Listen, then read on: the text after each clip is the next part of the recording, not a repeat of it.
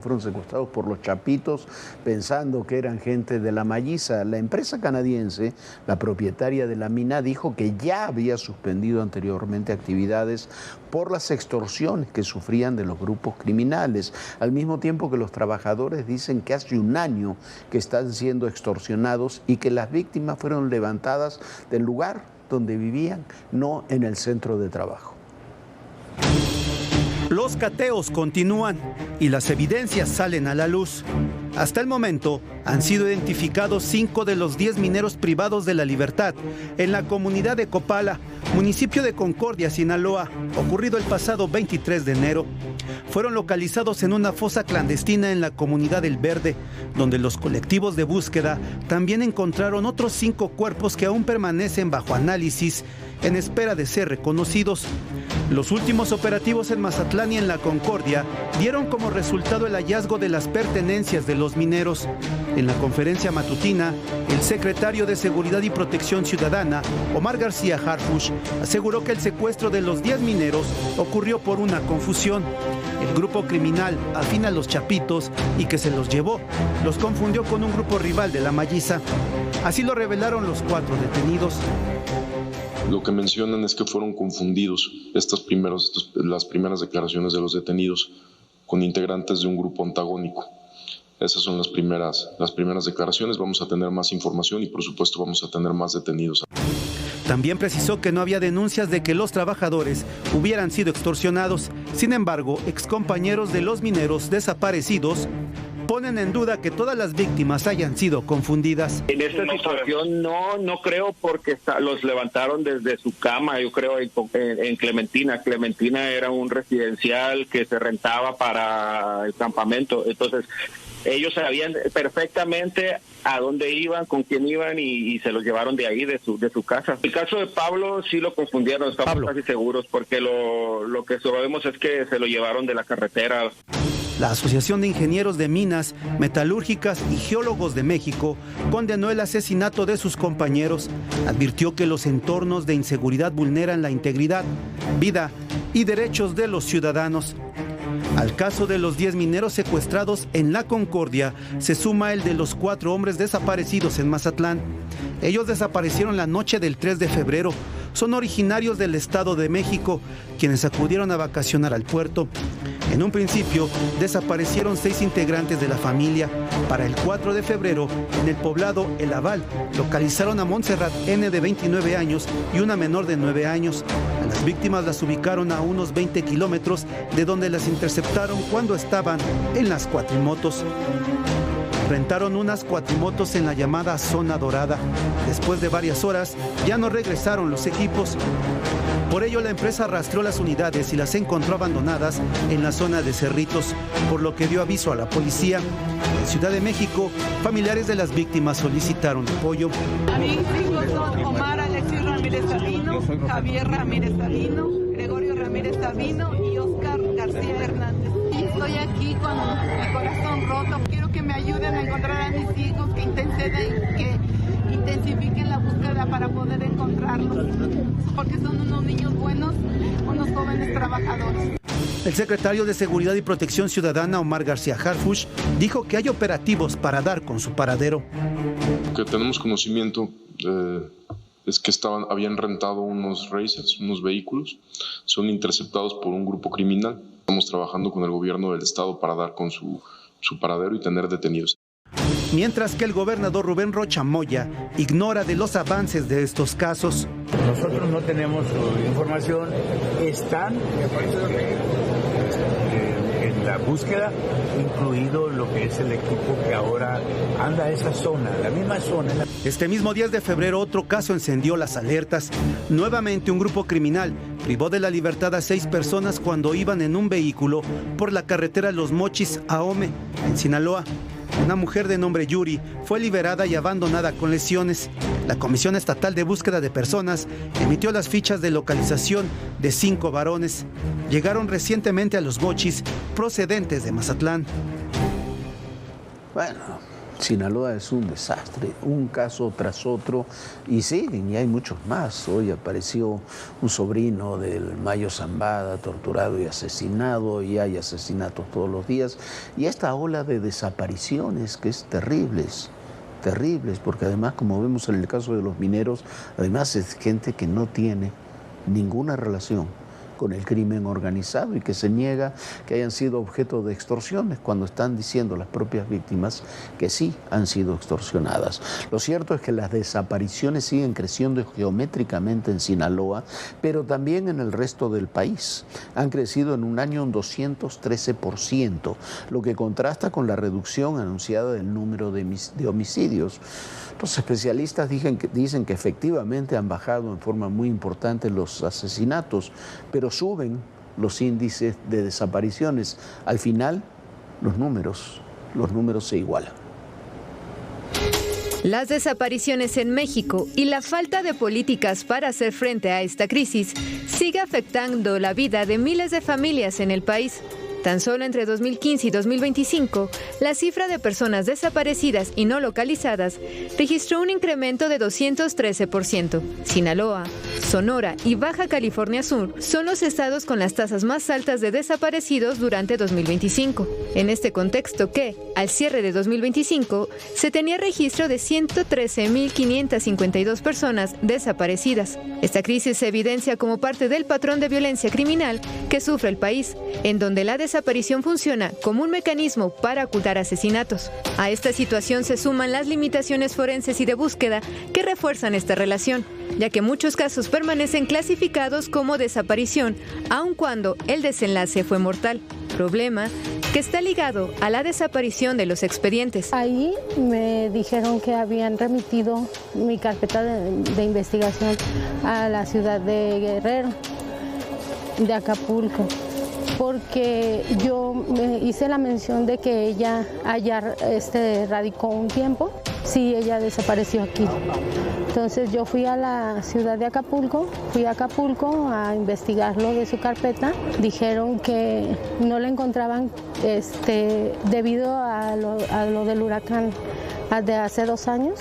Factores como la inoperancia del Sistema Nacional de Búsqueda dan lugar a errores potenciales en el registro y, por tanto, la subestimación de casos, la falta de leyes y tipos penales homologados entre las entidades. El nivel de esta crisis no solo muestra el rostro de mexicanos, también de extranjeros. No tenemos sustento económico para poder ir hasta México a buscar a nuestros hijos. Del tema también y del visado, los temas burocráticos que necesitan de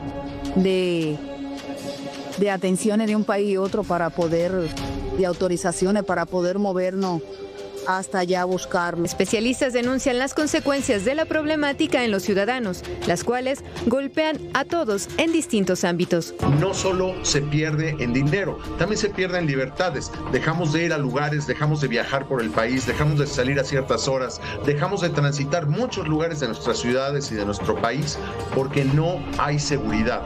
Entre el 19 y el 25 de enero de 2026, en México se registraron 197 personas desaparecidas. El mayor número de casos corresponde a adolescentes, especialmente mujeres. En el rango de 15 a 19 años, se reportan 41 mujeres y 17 hombres desaparecidos, convirtiéndose en el grupo más afectado del periodo.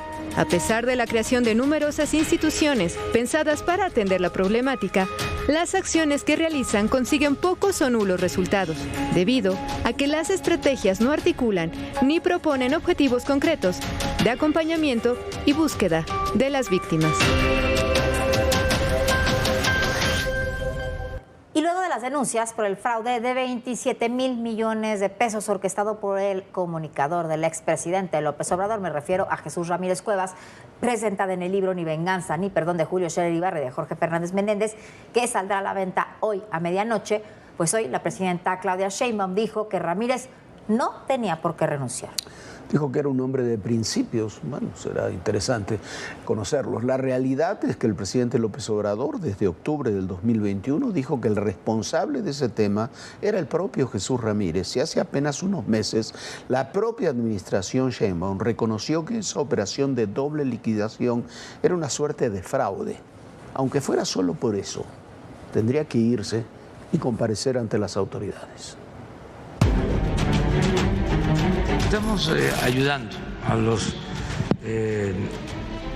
trabajadores que fueron despedidos en el gobierno de Calderón, a los electricistas. Jesús tiene esa encomienda. Así fue como hace poco más de 4 años el entonces presidente López Obrador encargó directamente a Jesús Ramírez Cuevas que asumiera el papel de interlocutor entre los extrabajadores disidentes de Luz y Fuerza del Centro y el Ejecutivo. La encomienda desembocó en múltiples reuniones interinstitucionales con Hacienda, Gobernación, el INDEP y la Consejería Jurídica. Este botín provocó un profundo giro ideológico en Jesús Ramírez, quien durante años defendió el sindicalismo independiente y crítico frente al poder, pero ahora era diferente. En esa operación se alineó al viejo modelo corporativista del PRI, apoyo político a cambio de prebendas económicas. Es parte de lo documentado en el libro Ni venganza ni perdón del periodista Jorge Fernández Meréndez, en coautoría con Julio Scherer Ibarra. El capítulo que aborda la compensación vitalicia que beneficiaría a extrabajadores de Luz y Fuerza del Centro detalla que en los hechos el decreto fue manipulado por Jesús Ramírez para utilizarlo como instrumento de operación política y construcción de redes clientelares, que además de carecer de sustento jurídico y financiero, generó un pasivo de casi 27,000 millones de pesos, que fracturó al Sindicato Mexicano de Electricistas y colocó recursos públicos al servicio de intereses políticos de Ramírez Cuevas. Luego de darse a conocer esta parte del libro que sustenta las fechorías de Jesús Ramírez y otros personajes involucrados, se habló en las últimas horas de la posible renuncia de Jesús Ramírez, tema que fue abordado por la presidenta Sheinbaum este martes. Sí, usted puede confirmar que Jesús Ramírez presentó su renuncia al cargo. No, Jesús está trabajando con nosotros, no tiene por qué presentar su renuncia. Lo cierto es que el 29 de agosto de 2025 la presidenta Sheinbaum anunció una reforma constitucional para eliminar pensiones abusivas y millonarias a extrabajadores de la extinta Luz y Fuerza del Centro y Pemex. Calificó de ofensivo que tras la liquidación en 2009 de los poco más de 14,000 extrabajadores de Luz y Fuerza del Centro, 9,457 reciban entre 100,000 y 1 millón de pesos mensuales, además de subsidios que consumen 28,074 millones de pesos anuales. ¿Qué se está haciendo? Pues se iniciaron mesas de trabajo con la Consejería Jurídica, con la participación del IMSS, el ISSSTE, el INDEP, Pemex, CFE, Secretaría de Hacienda y Secretaría de Anticorrupción y Buen Gobierno para revisar la legalidad de todas estas pensiones y en su caso también someter a revisión algunas consideraciones a cambios constitucionales. Pues tenemos gente que tiene más de 100 años que todavía tiene en estos rangos de altas pensiones, ¿no? El 25 de agosto de 2022, el Gobierno de México publicó en el Diario Oficial de la Federación el decreto que se presentó como reparación para quienes quedaron en el limbo laboral tras la extinción del organismo en 2009, pero derivó en una operación política dirigida por Jesús Ramírez Cuevas, entonces vocero presidencial. La influencia de Ramírez Cuevas fue clave para convencer al entonces presidente López Obrador de implementar el programa, pese a que la mayoría de los beneficiarios ya habían sido liquidados conforme a la ley. Jesús Ramírez abusó de ese encargo para obtener una ventaja política personal. Posicionó a sus aliados, intervino en la vida interna del Sindicato Mexicano de Electricistas y operó políticamente en favor de Clara Brugada, candidata de Morena a la jefatura de gobierno. El Servicio de Administración y Enajenación de Bienes, el SAE, fue designado como el liquidador. Aunque la mayoría aceptó una indemnización legal, un grupo de disidentes permaneció en resistencia y fuera de la estructura formal del SME, liderados por figuras como Rosendo Flores. Con ese poder en las manos de Jesús Ramírez, los trabajadores beneficiados no tardaron en asistir públicamente a los actos de campaña de Clara Brugada, mostrando fidelidad electoral al vocero de López Obrador. Según el estudio actuarial del INDEP, sustituto del SAE, el pasivo generado por este esquema alcanzará casi 27,000 millones de pesos para el año 2086. El padrón oficial de los beneficiarios sumaba 7,133 personas al cierre de 2023 y el gasto ejercido alcanzaba los 3,537 millones de pesos. Tanto la Secretaría de Gobernación, que actúa como coordinadora del programa, y el INDEP como ejecutor, han advertido sobre la insuficiencia de recursos para respaldarlo. A esto se suma que la ejecución financiera se ha visto rodeada de irregularidades. El INDEP denunció que la cuenta pública 2023, además de los pagos de la compensación vitalicia, ha debido absorber una condonación de cartera hipotecaria por más de 6,000 millones de pesos. Por lo pronto, la CENER ha declarado no tener facultades para resolver el proceso, mientras Hacienda se deslinda, señalando a CENER como responsable, una pugna administrativa que ha paralizado decisiones críticas. Bueno, será un hombre de principios, Jesús Ramírez, pero ahí está, el presidente López Obrador lo designó responsable de esta operación. El propio gobierno de la presidenta Sheinbaum dice que es un tema prácticamente fraudulento hace 6 meses y ahora que está esta publicación se nos dice que no hay ninguna razón para que deje ese cargo. Pero hay muchas otras historias. Hay historias, por ejemplo, de Jesús Ramírez también con este caso, con este tema del contrabando de combustibles, la relación con Sergio Carmona, que ya le platicaremos en los próximos días. Bueno, y paradójicamente muchas de las historias de Jesús Ramírez se cruzan con actos ilícitos para recaudar fondos y dinero para campañas. Eso es lo que se tiene que investigar.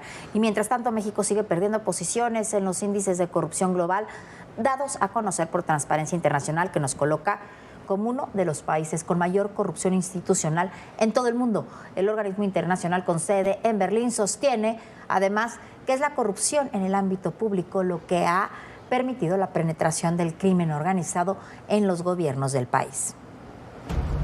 México está entre los 50 países más corruptos del mundo, aquellos que están fracasando en mantener bajo control el problema y ven cómo se debilita su democracia al tiempo que el crimen organizado gana terreno.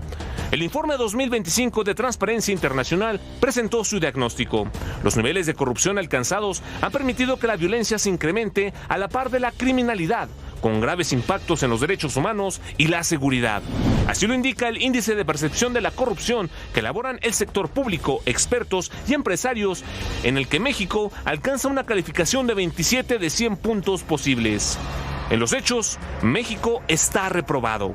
Se ubica en el sitio 141 entre 182 países que son medidos, un punto más que en 2024 cuando llegó al lugar 140. Advierten que a este nivel la gente está pagando el precio.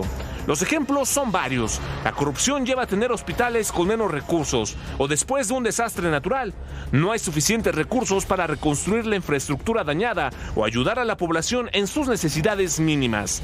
Transparencia Internacional alerta que la corrupción empeora en todo el mundo y con ella hay una tendencia de restringir la libertad de expresión. La corrupción y el crimen organizado actúan en simbiosis, donde prácticas como el soborno, la extorsión y el tráfico de influencias permiten a los grupos criminales infiltrar instituciones públicas, garantizando impunidad, protección y control territorial. Este vínculo recíproco debilita las capacidades del Estado, distorsiona procesos judiciales y de contratación. Además, se manifiesta frecuentemente como una captura del Estado por parte de mafias que corrompen funcionarios en áreas clave. México es uno de los países, junto con Colombia y Brasil, donde el crimen organizado se ha infiltrado en la política, afectando las vidas de las personas. El índice de percepción de la corrupción de Transparencia Internacional también advierte sobre la violencia contra periodistas, pues más del 90% de los asesinatos de periodistas se producen en países con una puntuación inferior a 50, entre los que se encuentran Brasil, India, México, Pakistán e Irak, países especialmente peligrosos para los periodistas que informan sobre corrupción. En México, desde 2012, han sido asesinados 150 periodistas que cubrían casos de corrupción en zonas no afectadas por conflictos. Bueno, en otro tema, durante la ceremonia del 111 aniversario de la Fuerza Aérea Mexicana, el secretario de la Defensa Nacional, el general Ricardo Trevilla Trejo, señaló que la Fuerza Aérea Mexicana cuenta con fortalezas institucionales y material de vuelo para atender las necesidades más apremiantes del país. También habló de la relación de las Fuerzas Armadas mexicanas con las fuerzas de los Estados Unidos. En este sentido, el vínculo que mantenemos con el Departamento de Guerra de Estados Unidos a través de su Comando Norte es sólido y fuerte porque se basa en valores que compartimos las Fuerzas Armadas, como el honor, la lealtad, el respeto y el patriotismo. Valores que, aplicados bajo los principios acordes a la política exterior mexicana en los que se basa nuestra relación bilateral y que son la reciprocidad, responsabilidad compartida y diferenciada, confianza mutua y respeto a las decisiones y a la soberanía territorial, nos permiten alcanzar objetivos comunes en beneficio de la población de ambos países. Bueno, es muy interesante el discurso del general Trevilla el día de hoy en el 111 aniversario de la Fuerza Aérea Mexicana. Si puede, léalo. Tiene muchos mensajes interesantes. Sin duda, Jorge, y la verdad vale la pena escucharlo porque son de esas voces que sí merecen respeto en este país, de los que sí están trabajando por la seguridad de México. Y vamos a otro tema, ya son 28 los muertos por el sarampión en el país. Hoy murió una persona más en la Ciudad de México a causa de una enfermedad que ya estaba erradicada y que ha estallado en todo el país simplemente porque en el sexenio pasado se les dio la gana abandonar la vacunación. El último reporte de la Secretaría de Salud sobre los casos de sarampión en México consigna una nueva defunción ocurrida en la Ciudad de México, pero en 2025. Hasta el momento, la cifra oficial de fallecidos por esta enfermedad es de 28 personas. De ellas, 21 se registraron en Chihuahua, 2 en Jalisco y una en Sonora, Durango, Ciudad de México, Michoacán y Tlaxcala. En las dos últimas entidades los decesos se registraron en lo que va del año. Generalmente la confirmación de los casos y las muertes tarda algunas semanas, mientras se realizan los estudios de laboratorio correspondientes, pero para el fallecimiento agregado de la capital del país, la Secretaría de Salud no ha dado ninguna explicación. La Dirección General de Epidemiología indica que la transmisión del sarampión sigue activa. Hasta el momento se han confirmado 8.889 casos en 319 municipios de los 32 estados de la República. En lo que va de 2026, Jalisco ocupa el primer lugar con 1.432 afectados, le sigue Chiapas con 250, Sinaloa 144 y Ciudad de México 138. Mientras tanto, en Chihuahua, donde se originó el brote el año pasado, ya se acumularon 4.493 casos. Con 500 brigadas de vacunación, el gobierno de la Ciudad de México lanzó una estrategia de vacunación masiva con el objetivo de prevenir el aumento de contagios. Sin embargo, muchos módulos de vacunación han brillado por su ausencia. Nos dijeron que estaban aquí en el Parque de los Venados. ¿Es que no los encuentro? ¿Hoy? No. Bueno, al menos no los he visto. Enfermedades como el sarampión han resurgido en México con una fuerza no vista en casi 3 décadas, fenómeno que especialistas vinculan al abandono sistemático de la vacunación durante el sexenio de Andrés Manuel López Obrador y al avance de discursos antivacunas.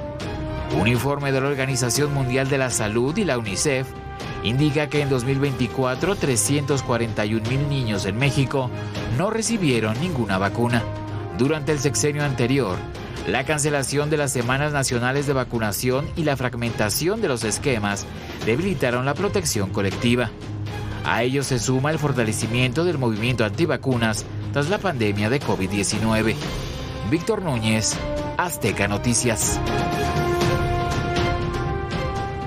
Bueno, es lamentable, estaba erradicada esta enfermedad. La tenemos y no solamente la tenemos, somos el país de América con mayor porcentaje de contagios de sarampión por porcentaje de la población. Es una tragedia más heredada. Pero además de todo, de las cosas que sí funcionaban eran las jornadas de vacunación. Se pueden desaparecer esas que no les parecían, pero hubieran implementado unas que realmente funcionaran. Y hay que tener mucho cuidado porque cuando vemos estos lugares de vacunación en los parques y más, cómo se manejan las vacunas. No pueden estar con este brincoteo en estos carritos y tienen que estar a una temperatura específica y con refrigeración. No es tan fácil realizar las jornadas de vacunación que desaparecieron. Pero bueno, nosotros ya nos vamos. Muchísimas gracias por habernos acompañado y por supuesto lo esperamos mañana aquí en Todo Personal en punto de las 11 de la noche. Sueñe bonito, bonita noche, Jorge. Muy buenas noches, Viviana, muy buenas noches a todos ustedes y recuerden, el poder y en la política todo, pero absolutamente todo es personal. Gracias.